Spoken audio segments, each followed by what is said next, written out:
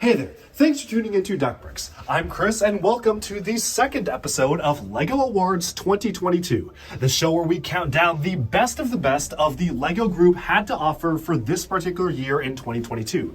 Be it minifigures or sets, you can actually check out the full schedule of all the LEGO Awards episodes in the description below. And so for this episode, we will be counting down the top 10 best collectible minifigures that LEGO had to offer this year in 2022. So for the collectible minifigures this year, we actually had a few different lists. First of all, we had Series 22, which was original LEGO ideas. Then we had a series dedicated to the Muppets, bringing us some of the classic characters for the first time in LEGO form. And finally, we rounded up the year with Series 23, which was a costume party seasonal celebration of LEGO's 90th anniversary. There were a lot of really interesting picks here, and to be honest, I think a lot of wasted potential. By doing an anniversary minifigure series, LEGO could have done so much more in terms of giving us vintage figures, but instead they just opted to go for the costume route, which you'll see there are a lot of great figures on the list, but I can't help but think the CMF turnout for this year could have been so much better than it actually was. But anyways, without further ado, I think it's time we make our way to the list itself. Let's kick things off with number 10. Coming in at number 10, we have the Snowman from Series 23 of the Collectible Minifigures. This is a very charming character that technically is a person in a suit. It is not an anthropomorphic snowman, it is a person in a costume. That being said, it definitely does feel like it could just fit in as a standard snowman come to life, and that's what I really like about this figure as a whole.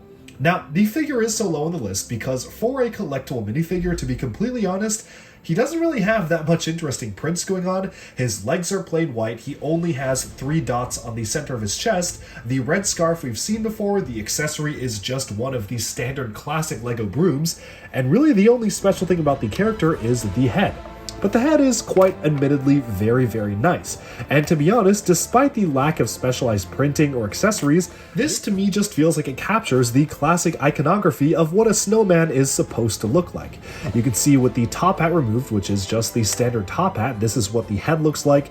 It is not a perfectly round head, it's got some kind of strange shaping to it because of course this is just a mask. And the way that it works is that it specifically is molded to allow it to accommodate the scarf, which I guess does make sense. It does kind of feel like it does curve a little bit upwards because of that though. But what's kind of funny is that if you remove the carrot on the nose, you can actually see the minifigure head underneath peeking through, which I think was intentional. They did want you to be able to see the eyes. And then you can see the person in the snowman outfit, just the one expression. He doesn't have an alternate expression, which I think could have been useful. Maybe he could have had a different expression on the back, but so far it is just this. Now, what is very interesting about this character is that the snowman carrot is actually a new piece. Now, I did not notice this when images of the minifigure first were revealed, but as you can see here, this carrot element is brand new. It is not the standard unicorn horn, it is actually specially shaped like a carrot. Now, I'm very curious if LEGO will actually use this for carrots in the future. Obviously, it is missing the kind of green part on the top, so maybe not, but it definitely does feel like a much more realistically proportioned carrot for a minifigure hand to hold than before, especially if you kind of hold it upside down like so. This is a very realistic size for a carrot to scale with minifigures, so that is just definitely really nice to have, especially for a collectible minifigure being so cheap. If you wanted to start your own farm, you could very easily just amass the carrots of the snowman and use them for your own creations. But with that, I think it's time we move on to number 9, because again, the prints aren't really that interesting here. It's just the concept and overall aesthetics of the figure that really make it stand out. At number 9, we also have another entry from Series 23. This is the Nutcracker. So the Nutcracker, in comparison to the Snowman, has a lot more interesting things going on. He has dual molded legs, he has printing on both the legs and the arms on their side, which as you can see, he actually does have a strip of black printing on the sides of the legs here that make the boots just go a little bit higher. He does feature a brand new headpiece or hat and hair combo, and all in all, this is just a really nice representation of a Nutcracker from kind of classic Nutcracker holiday tales in minifigure form. So Overall, this figure I think is quite cool because, as you can see, once you remove the hat here, this is a specialized dual molded piece. It is dual molded with black and white plastic. It also has metallic gold printing on it, and he does actually have two different expressions. So you can kind of have the standard Nutcracker piece. He does have a new print for a nut or a walnut here, which you can use to presumably crack, but then you can just kind of turn it around. And this is just a pretty useful piece to have in general for a headpiece that isn't necessarily tied to a Nutcracker in particular. Moving onwards, the front printing on the torso is admittedly fairly simple, although it definitely is by design. It definitely has that sort of classic feel that you would want for a Nutcracker type figure, and I especially like the usage of the gold stripes on the sides of the arms here because that's just useful for other minifigure characters as well. The sword is just a pirate sword in gold, which we have gotten in collectible minifigs before, and on some occasions the printing on the black stripe on the legs doesn't really quite go the entire edge, resulting in this kind of awkward print here where you can still see some of the white of the back of the leg going downwards, but for the most part, this is a really nicely detailed figure. I really do appreciate the dual molding and the style of the boots being dual molded in the sense they are. And of course the printing on the sides of the arm, making for a pretty classic LEGO character in particular plastic form for a very favorite minifigure character. Moving on from that though, let's now take a look at number 8. Here we have the LEGO Series 22 Horse Groom character. Now this figure is not special because of the figure itself, although there are a lot of things to like about the minifigure. This is special because it is the first time we have gotten a LEGO foal in many, many years.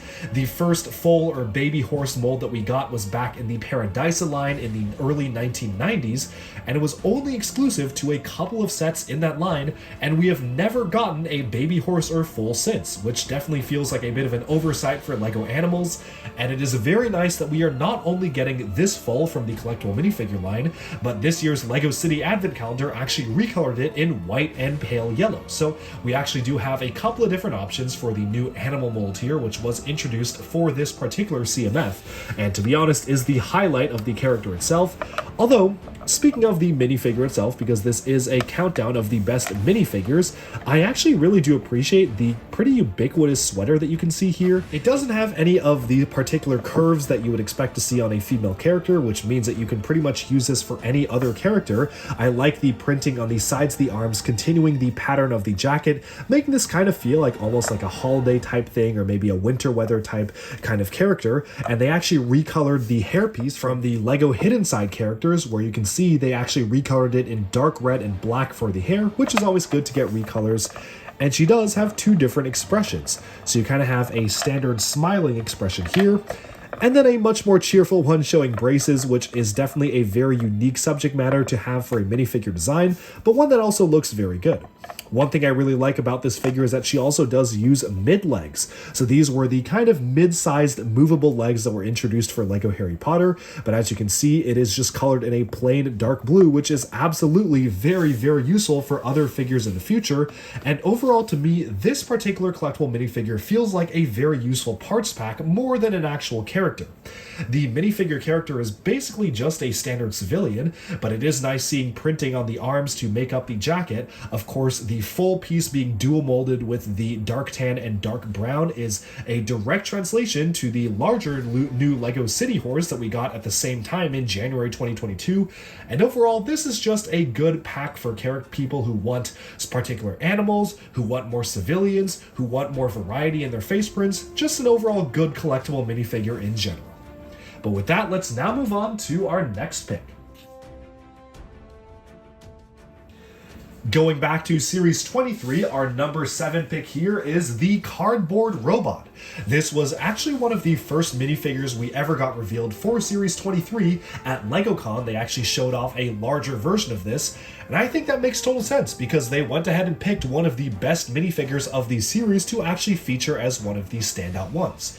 This figure features dual molded arms and legs in this kind of light azure and orange color. I love the inclusion of arm printing, where you can see on one arm you have metallic silver tape kind of holding it together, and on the other arm there is a drawn on-off switch where, kind of rotating this around here and moving the accessory, you can actually see that it actually has a switch for the robot itself, which I think is a really funny detail.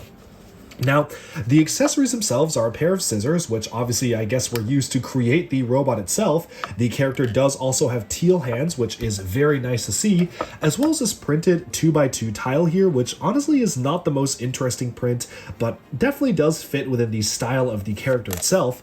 What is special is this massive headpiece, where you can see this is an all-new piece sculpted for this particular character. It is very, very niche and likely will never appear in anything again, which is kind of a trend among many collectible minifigs, but you can just see the amount of care and detail that went into producing this piece.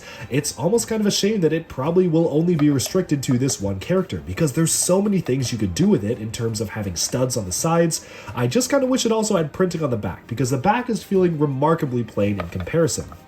The figure does have two different expressions. I personally prefer this one, which kind of makes her look like a robot, which is a very unique expression, but she also has kind of just a standard one on the front here, with is just a regular smiling face, but you can really choose to do whatever you please with the character itself. And despite it being covered mostly by the back here, it actually does have some detailing in terms of the cardboard cut slips on the back, as well as the cut slips on the front in terms of crafting the outfit itself. I can't help but feel that Series 23 could have been much more than it was in terms of being a celebration of LEGO's 90th anniversary, and not just another costume party, which I guess does celebrate the anniversary, but is typically kind of themed towards seasonal stuff rather than retro throwbacks to LEGO's past. But hey, they could always do something like that for the 100th anniversary. I'm just happy with what we got here with this particular character having so much detail. But I do think there are some figures that do outshine this one, so let's now move on to number 6. At number 6, we have an entrant from the LEGO Muppets collectible minifigure series. This is Animal. So Animal is definitely one of the most iconic Muppets characters, and they absolutely did the figure justice for this particular collectible minifigure.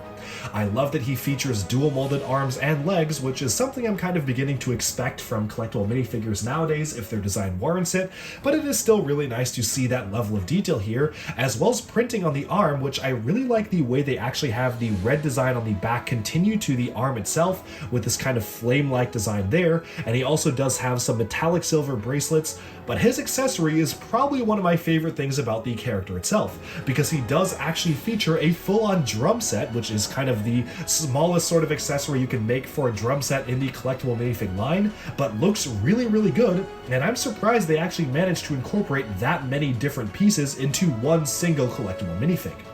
All of the Muppets had their own specially molded heads, which, to be honest, bit of a hit or miss for me. I do like a lot of the heads, some of them just don't really feel Lego-like. This toes the line between being very, very realistic compared to the source material, but also still having the Lego touch.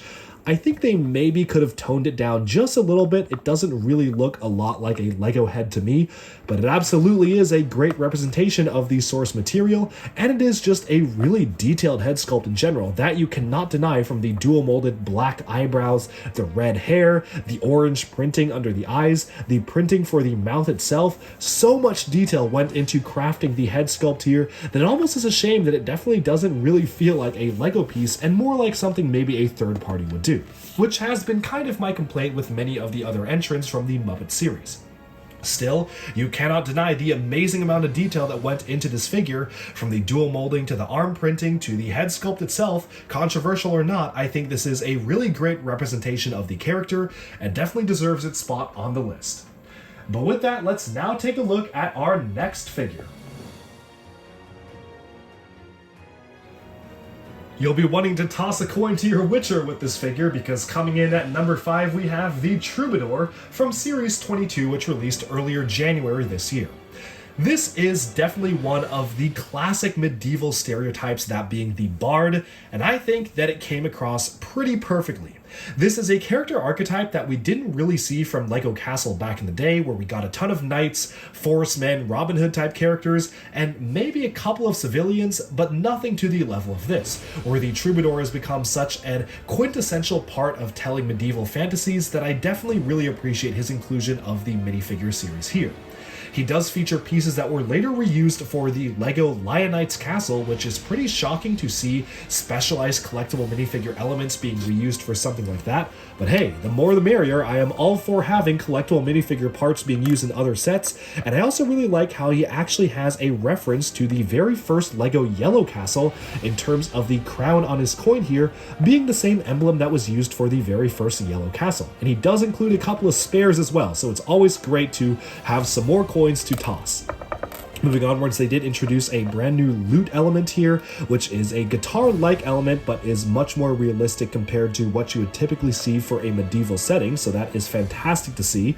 And all in all, I think this is just a really well done figure in general, from the dual molded legs to the printing on the sides of the legs to the arms. And what's really special about this is that despite the fact that he actually has dual molded legs and the printing going upwards, the brown on brown printing did turn out quite well, where you can see the cutoff is actually a little bit below where you see the brown here. The blue cutoff is just right there, but they just went ahead and printed the brown legs on the blue to make his boots just that much taller, and the effect really works. You can barely see that there is actually an additional amount of printing there. Overall, he does have a pretty classic design, especially with the pouch of coins there. That really does feel like a callback to some classic LEGO Castle figures, but it does feel like an update to some of the ones we've gotten in the past, namely the Forest Men-like design.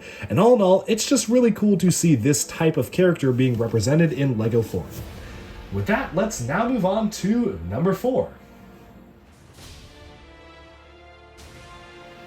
At number 4, we return to Series 23 with the Fairy Captain. Now this is definitely one of my favorite minifigures from the series, because not only is he a reference to one of the original LEGO fairy sets in the fairy that he has around him, but he actually also doubles as a fantastic Sea Captain minifigure if you just simply want to leave the fairy costume off. Overall, this is just a really ubiquitous and useful minifigure that you can use in a variety of different settings. So as you can see, taking a closer look at the character himself, the outfit he has is a really great mold of a fairy that is super useful for micro scale builds. If you don't want to use it as a minifig costume, it definitely fits in as a standard fairy in a larger setting. It has dual molding in terms of being featured with the black and the white detail here. It also has a rudder on the back, which is very realistic, and it does use these pieces, which are relatively new. They just released last year in red, which are very useful bar elements, as the red smokestacks for the top of the fairy itself. So all in all, just a really useful design. I like the fact that it has a stud in the back in case you want to build on top of it, and just use this as its own fairy boat. The captain himself, in comparison, is honestly kind of a pretty standard design. He doesn't really feature any new molds or anything of the sort. The hat is a piece I believe that we have gotten before. Maybe it is a new mold. It is very similar to a sea captain hat we've gotten before. He does feature some nice embroidery on the sides of the arms in the gold here, and his legs are just plain dark blue, as well as the torso being very simple. But sometimes simple is good, and the simplicity of this figure just allows him to be used in all sorts of different settings. I really like the headpiece being used there because for whatever reason it's very similar to the Snow Commander, which released earlier this year in Series 22. The mustache is basically identical. I don't know if that suggests that these are the same character and maybe he's just dressing up for some roleplay or LARPing with this medieval type of costume here. It kind of just opens up suggestions as to why do they look so similar, which is something I really find funny about this character itself and how similar his facial expression is to a previous minifig we've gotten. All in all, this is a really nice classic level of character. He's lower on the list because I definitely feel that he could have used a little bit more detail, maybe just continuing the coat down, printing on the legs themselves. But overall, it's a pretty ubiquitous design that you can use in all sorts of settings, which is always very good for a collectible minifig. At number 3, we return to the Muppet series, which is basically the icon of all the Muppets. We have Kermit the Frog here. Now this is, in my opinion, the perfect LEGO representation of the particular character. Kermit is such an iconic pop culture icon that I'm pretty shocked that LEGO did not collaborate with the Muppets before this, and it is long overdue, but it is really cool to actually get a Kermit the Frog figure. There are so many memes that you can make with this, with putting maybe a cape over him for the black hood. You can have him in all sorts of different scenarios. This is just the perfect LEGO representation of such an iconic character. He's not number one on this list because honestly he's pretty simple. He does have a specialized dual molded head painted head for the white eyes and the mouth there, but all in all the torso is kind of just a plain line with just a very simple design around him. He is using the mid legs in plain line, which is very cool, and the accessories are pretty good as well. You have his guitar instrument that he typically uses in popular media in metallic silver, which is always a good design to get, a brand new mold for the character. And he also has a rainbow tile, which I believe may have appeared before. It might be exclusive to him in this particular setup, but overall, it is a very simple minifigure. Not a lot going on in terms of prints, but hey, it's Kermit the Frog. You don't need crazy prints. You just kind of need him, and this is pretty much all that you need for this particular depiction of the LEGO character, and I just think it's really cool to get a specialized headpiece and this amount of effort to go into such an icon of pop culture. Kermit is one of my favorite minifigures to get of the Collectible minifigure series this year, just because he is so perfect in terms of the character he represents, but I still think there are two minifigures which I would argue are a little bit more interesting than him. And so let's move on to number 2. Coming in at number 2, we return to Series 22 with the Robot Repair Tech. Now, the Robot Repair Tech does not introduce any new molds. He just uses an older welder's helmet from LEGO City and some of the older collectible minifigs, uses a robot arm which has been around for quite some time, but there are a lot of things that make this very charming and very special that I feel that even without any new molds, he absolutely stands out. So first of all, the design is just a very ubiquitous classic design for a robot. I love the battery indicator on the back of his head, which is making expert use of the welder's helmet not quite reaching all the way around, so you can actually see the battery on the back. He has an adorable robot companion featuring 2 specialized new prints for the eyes, which I just think go really well with the character itself. And he does have printing on the sides of the legs and arms, which really do give it a sort of industrial look and feel. Now, the robot himself, when you actually remove the helmet, is a very charming one, because as you can see, its accessory is pretty simple, just a standard hammer, and I think it could have been a little better than that, but you can take this off. Just look at that very happy expression. This is not only a callback to some of the older LEGO space robots, who basically were using the standard smile but also had the robotic detailing on the side, but turning it around, you can also see some of the circuitry on the back of the head, plus the battery charge indicator, which is just so cool to get for a character like this. He is a very cheerful, charming character, and that really comes across with the entire look and feel of the character itself, right down to his miniature companion, which is adorable as well. All in all, I'm just really a big fan of the way this particular design turned out. I think it is a really good one in terms of having so much detail being incorporated on the sides of the legs here, as well as the orange detail being the perfect complement to the yellow base color scheme. He just probably could have done with maybe a couple more interesting accessories or maybe one new mold. I don't know, he's pretty perfect. But let's now move on to what, in my opinion, is the number 1 best character that we got from any collectible minifigure line this year.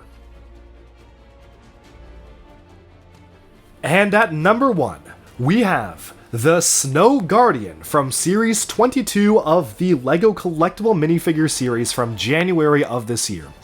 The Snow Guardian, and maybe I'm biased here, is just one of my favorite figures because it feels that he is creating an entire new faction, whether it be medieval or something historical for LEGO that we haven't seen before. Kind of featuring an Eskimo or igloo-like design, he has a very unique aesthetic to him that I really wish that LEGO would explore more. I can imagine a whole faction of these characters and a whole theme of snow guardians and warriors featuring this particular emblem, and I think this is a really good jumping off point for people wanting to create their own characters and come up with their own stories, which is what collectible minifigure is all about. You can see they actually recolored the Husky piece to have blue eyes, which is a very nice icy look and feel, and they also introduced a brand new hat piece for this particular character. He uses the excellent sharp sword, which was introduced in the collectible minifigures last year, but he actually does feature this brand new Eskimo or snow-like hat, which is dual molded in white and dark blue. He has a very suitably ferocious expression with the scar on the front here, a very large and foreboding mustache, but wait a second. He also has a very friendly expression on the other side. And if you may recall, earlier in this list, we took a look at the boat captain here, who has a remarkably similar expression, so perhaps he is not his own medieval faction, but he's just a guy who likes dressing up in disguise. We don't know, but I just think that that is a really nice variety to be incorporated into this character itself, to have a very angry and fierce expression, but to also have a pretty friendly one.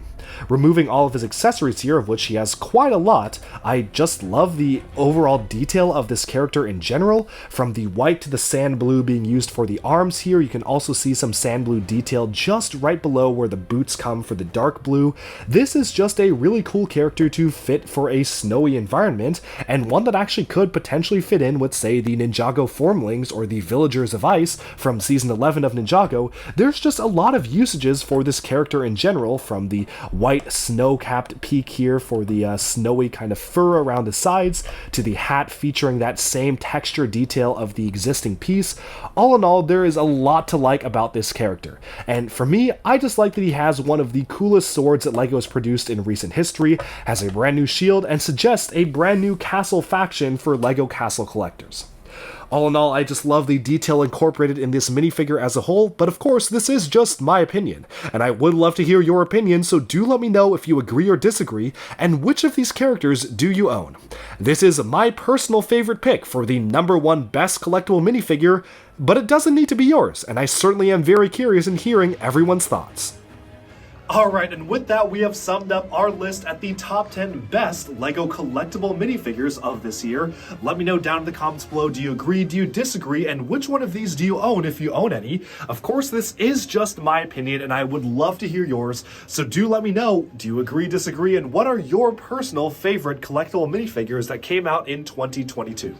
With that, thank you all so much for tuning into Duck Bricks, and stay tuned every week for a brand new LEGO Awards episode. Next week, we'll start off with some of the LEGO sets, particularly the top 10 sets under $50, so that is quite an exciting one. Stay tuned for that. Thank you all so much for tuning in, and bye for now.